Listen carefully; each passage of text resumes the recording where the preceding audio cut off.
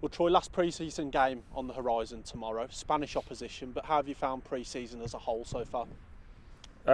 Really enjoyable. Tough, obviously, because we've got the big rush dog. He likes to give us the hard work. We've had probably like a disjointed pre-season, really. Obviously, with change of manager and a lot of like outside noise in regards to ownership and what have you. But it's actually been really good for the boys. We've kind of cut that noise out and just concentrated on our work and our job. And obviously under the new gaffer, it's just been about shape, being disciplined, hard work, and everyone knowing their roles. So I think anyone who's watched the games can see a definitive change in that already. And what's that? I think we're 2 weeks in.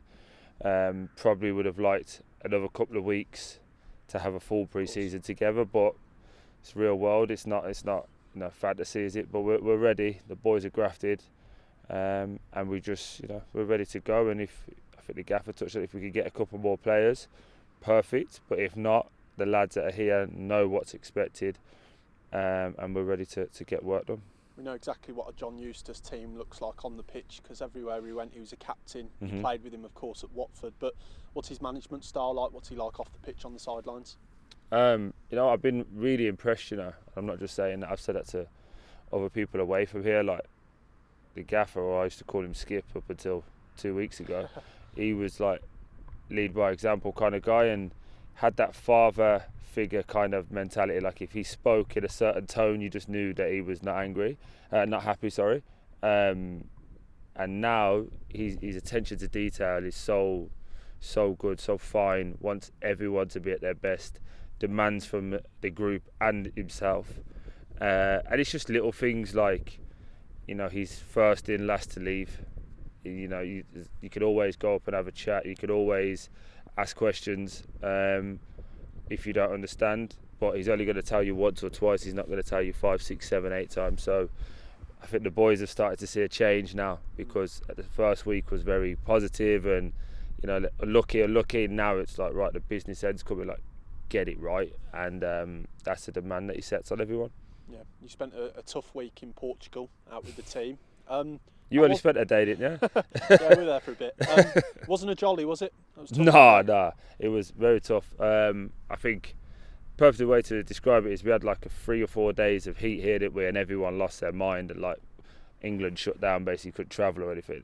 We had that for a week with Rushy and the gaffer really pushing us. A lot of double sessions, but then also a really great mix of downtime, like an afternoon off. We go and play golf, and there was like 16 of us doing it. And again, I could only speak on my time here. That never happened last year. There wasn't any socialing or bonding together. And I know people think, you footballers shouldn't have a jolly, but in any line of work you need to feel like everyone's on the same page. And we all know where we're at. We all know what the outside noise is. We're favourites for relegation, I think, in 4-4-2 bag and a few other things. But like, if that don't motivate you, then nothing will. Do you get what I mean? So everyone knows what's expected. We know it's going to be a tough ride.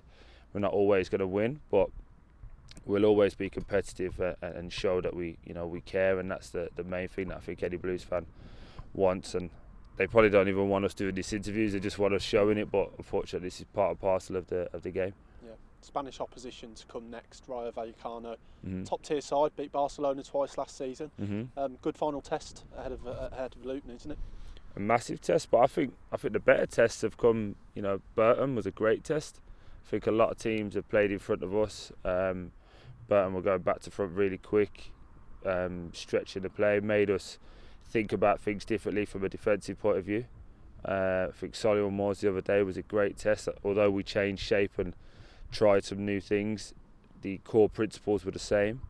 And like on another day, you win that game freaking 9-1 and no one says anything. But I think it was perfect. I think the loss come at a good time, because you got that little sense that people thought, we cracked it, because if it was going well, winning games in pre-season, not losing, looking strong, being a dominant team. And it was a good little reset, like, hold on, got a real good test this weekend.